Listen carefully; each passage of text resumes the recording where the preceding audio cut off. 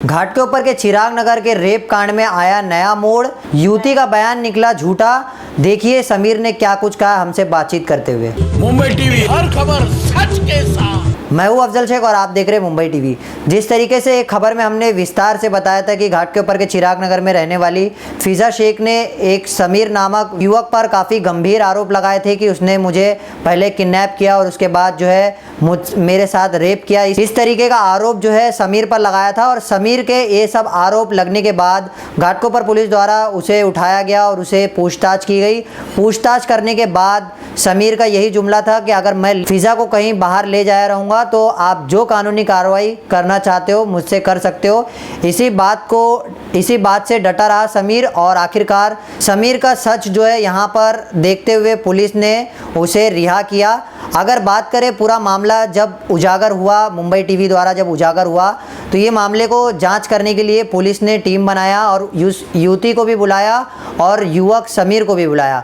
दोनों को बुलाने के बाद युवती के मुताबिक जहाँ जहाँ स्टेटमेंट दिए थे उन्होंने कि मुझे कल्याण में ले जाकर के झोपड़पट्टी में ले गया, मुझे जैसे भी तमाम जो आरोप लगा रहे थे उन सारे आरोपों को जब पुलिस ने देखा तो सारे आरोप जो है फॉल्स निकले, झूठे निकले। ये सब आरोपों को झूठे निकलने के बाद समीर को छोड़ दिया गया। और यहाँ पर समीर की तरफ से जो है सोशल एक्टिविस्ट ने भी कहा है कि जो ऐसे आरोप लगाते हैं हमेशा लड़का ही गलत नहीं होता, कुछ मसलों में इस तरीके से होता है कि लड़कियां भी गलत होती है। तो यहाँ हम बता दें तमाम रिश्तेदार, उनके फ्रेंड सर्कल के जितने भी लोग हैं, समीर यहाँ पर जो है किसी भी तरीके का कोई रेप का कांड में वो इन्वॉल्वमेंट नहीं है। दरअसल उसे जो है एक्सटॉर्शन के लिए धमकाया गया था और कहीं ना कहीं जो है उसके साथ झूठा मुकदमा दर्ज कर जो है उसे फंसाने की साजिश चल रही थी। इस तरीके के तमाम बातें जो है रखी है समीर के परिजनों ने और देखिए क्या कुछ कहा है समीर ने हमसे बातचीत करते हुए। और तमाम इस आरोप को लेकर के हम भी कहना चाहेंगे कि तमाम जो व्यूवर्स हमारे देख रहे हैं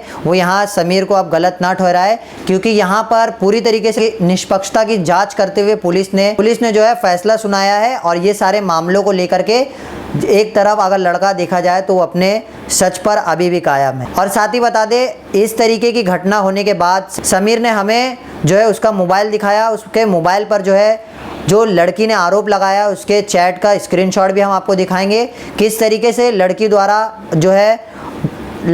जो है मैसेज किया जाता था उसे बुलाने का और उसके साथ जो है संबंध बनाने के लिए काफ़ी फोर्स किया जाता था। वो सारी चीज़ें हम आपको दिखा रहे। देखिए क्या कुछ रही है उनकी बातें। देखिए घाट के ऊपर के रेप कांड में नया मोड़ कैसे आया। समीर भाई, जिस तरीके से फिजा ने आप पर आरोप लगाए थे और आरोप लगने के बाद पुलिस ने आपको हिरासत में लेकर फिर निर्दोष समझकर छोड़ दिया, इन आरोपों का क्या खुलासा करोगे जो फिजा ने आप पर लगाए थे?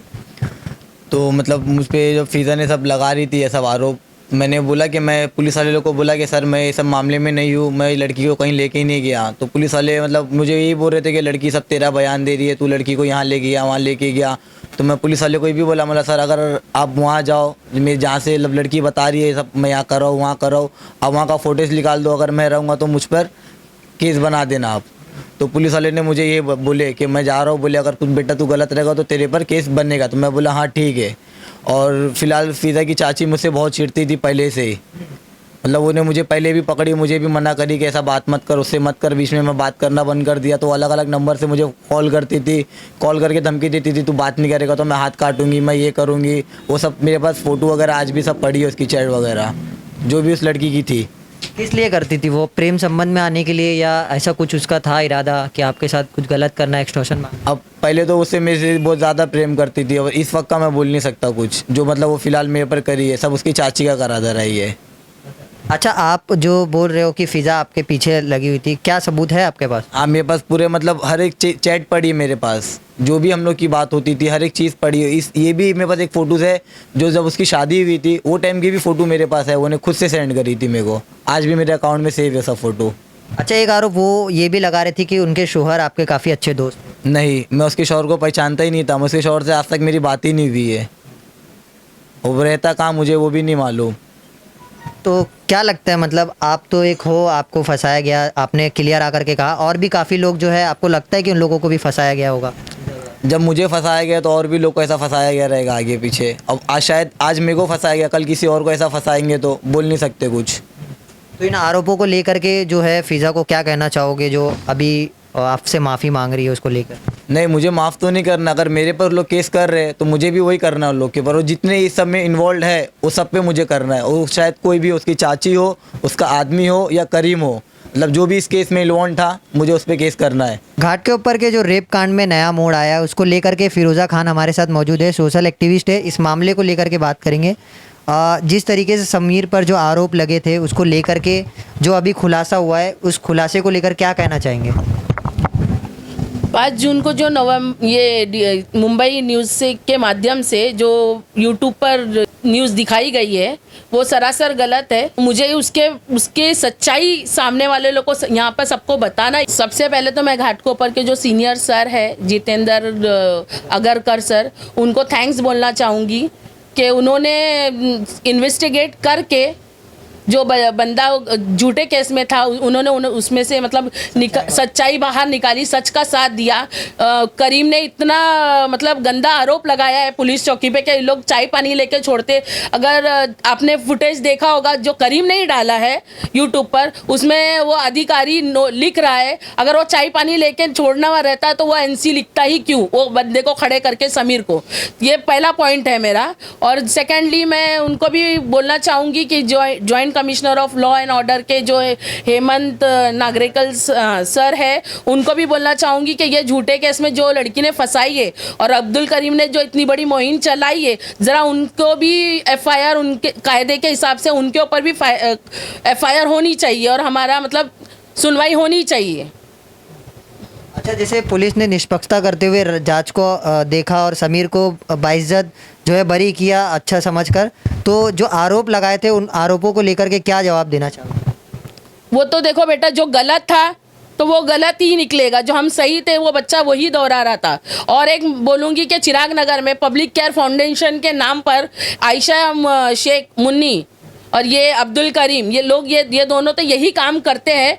खंडित लेना, आरटीआई डालना और ब्लैकमेल करना, रेप का केस से ब्लैकमेल करना। और अब्दुल करीम बगीरा जो है, उनको बगीरा बोलते हैं उसमें, तो वो जो है समाजवादी पार्टी के वो करके घड़ी घड़ी मतलब उसके हिसाब से गलत केसेस लेना, गरीबों को सताना, पैसा वसूल करना। घर बनता है तो हम सेटिंग करेंगे तो मैं एडजस्ट कर लूँगा पुलिस चौकी। और समीर के घर पर जाकर उन्होंने 2 लाख की मांग की थी कि मैं 2 लाख दे दो मेरे को, मैं सेटल कर देता हूँ। अब वो गरीब इंसान कहाँ से देगा?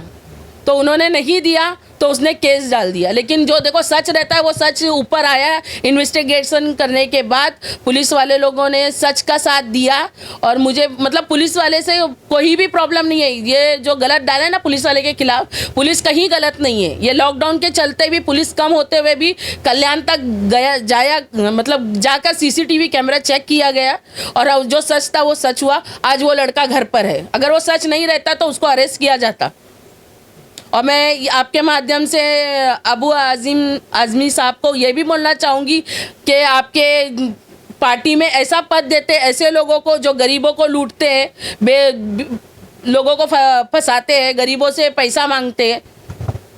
तो अबू आज़मी जो है उनको मैं ये बोलूँगी ज़रा प्लीज़ अपने पार्टी लेवल पे ज़रा ध्यान दीजिए। ये हमेशा से करता है, बहुत सी शिकायत है लेकिन कोई पहल नहीं किया था, तो अभी पहल हो चुकी है। शायद इसके आगे और भी शिकायत आए क्योंकि आपकी पार्टी लेवल के हिसाब से आपका नाम लेकर ये बंदा सबसे उल्टा काम करवाता है। जिन्होंने गलत कमेंट किए वो बच्ची की लाइफ ख़राब हो रही है, तो वो कैसा फंसा है, कहाँ फंसा है, किसने फंसाया है, जिन्होंने इनको सपोर्ट किए गलत चीज़ के लिए। हाँ, और ये जो लड़की है वो पहले भी घर से भाग चुकी थी 2 बार, तभी ये यहाँ नहीं था। समीर खान जो थे वो यहाँ पर नहीं थे तो उसके ऊपर नहीं आया। ये लोगों ने आज पूरा मतलब प्लानिंग करके उसको फंसाया गया है। अच्छा, प्लानिंग करके फंसाया गया है, क्या कारण होगा? क्योंकि राजनीति भी इसमें देखी जा रही है, तो क्या कारण आप मानते हो? देखो पर्सनली मतलब इसका अफेयर था शादी के पहले। मैं मानती हूँ कि समीर का अफेयर था, मेरे पास इसके एविडेंस है। वो मैसेज करती थी इंस्टाग्राम पर, फोटोज़ भेजती थी। वो चाहती थी कि वो अपने हस्बैंड के साथ भी रहे और समीर के साथ भी संबंध बनाए रखें। तो इसकी जो एक आंटी है, जो चाची है, तो वो इससे चिढ़ती थी। तो वो उसके मतलब अभी उनको फीडबैक किसी ने गलत दिया अब्दुल करीम का ही लूँगी, जो समाजवादी पार्टी के हैं अध्यक्ष बताते अपने आप को, उन्होंने गलत डिसीजन लिया, न्यूज़ में डाल दिया, जबकि उनकी लड़की थी, उनको ये काम नहीं करना चाहिए था, क्योंकि लड़की की इज्जत बहुत बड़ी इज्जत होती है। तुमने कुछ देखा नहीं, आज हमको बुला के बोलते हमसे गलती हो गई। मेरी इज्जत, जो समीर की इज्जत गई है, वो वापस आएगी। आपके माफ़ी मांगने से हमारी इज्जत वापस नहीं आएंगी। हमारे ख़ानदान में जो प्रॉब्लम आए हैं वो वापस मर्ज नहीं होंगे। तो मुझे अब्दुल करीम के भी खिलाफ देना है और ये लड़की के खिलाफ भी मुझे FIR डालना है, मानहानि का दावा देना है। और यही माध्यम से, मुंबई टीवी के माध्यम से, जिन्होंने हमसे सवाल किया था, इन्होंने यही माध्यम से बताया था ना सबको, तो हम यही माध्यम से हम भी बताना चाहते हैं कि असलियत क्या है लड़की की। अच्छा, ये जो हुआ, लड़के पर आरोप लगाया गया, अब वो आगे चाह रहे क्या है कि क्यों ऐसा वो बदनाम करना चाह रहे थे? क्या बोले, सॉरी? समीर को क्यों बदनाम करना चाह रहे थे? बस वही पर्सनली खुन्नस। अभी वो लड़की का कितने के साथ अफेयर है हम तो नहीं बता सकते, उन लोग बता सकते। वो बोलते हैं कि 11 टाइम हम लोग ने इसको समीर को पकड़े हैं ऑनलाइन। तो इंसान 3 टाइम मौका देता है, 4 टाइम मौका देता है। तुम 11 टाइम पकड़े तो क्यों नहीं कंप्लेंट तभी क्यों नहीं किया गया? हाँ, और वही बात है कि तुम्हारी लड़की का ध्यान नहीं, और बार बार उसकी आंटी यही बताती है कि समीर ने आके हमको नहीं बताया। हम क्यों बताएं? बेटी तुम्हारी है, तुमको ध्यान देना है। बेटी तुम्हारी है, तुमको ध्यान देना है। तुम बार बार समीर को उंगली उठा रहे। और अब्दुल करीम शेख का भी मुझे बताना है कि जो एक एविडेंस उसने बताया है कि ये चोरी चमारी में इसका बासी ईद के दिन वीडियो निकाला गया, ये भी गलत है।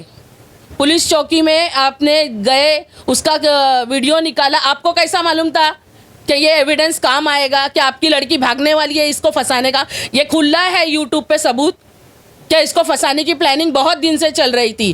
पुलिस चौकी से अगर आज ये डॉक्यूमेंट्स गया है तो कोई पर्सनल भी डॉक्यूमेंट जा सकता है। और इसने पुलिस वाले को इतनी बुरी बुरी बातें बोली है, बुरी बुरी बोले कि सपोर्ट नहीं करते। वो लोग कहाँ नहीं सपोर्ट किया आपको? पुलिस वाले बोले दोनों पे केस होगा, आप करने दीते। अगर आप सही थे, आपकी लड़की सही थी, समीर ने गलत किया था, तो आप दोनों को केस होने देते। वो लोग इन्वेस्टिगेट करते और जो गलत था उनको प्रॉब्लम वो करते। ये खाली अब्दुल करीम नहीं, इन लोगों का एक ग्रुप है, आयशा शेख, इसके भी खिलाफ बहुत से केस हो गए, मामले दर्ज है कि ये आदमी लोग को रेप केस में हाथ लगाया, छुआ, बदन, ऐसा हुआ वैसा हुआ, ये करके फंसाती तो है। फिर उन लोग से पैसा वसूली करते हैं और नहीं मिला तो वो लोग केस डाल देते हैं। इन लोग का पूरा क्या नाम है लोग का, आयशा रहमान शेख है उर्फ मुन्नी, चिराग नगर। इन लोग का पूरा ग्रुप है और यही कांड में उन लोग फंसाते हैं।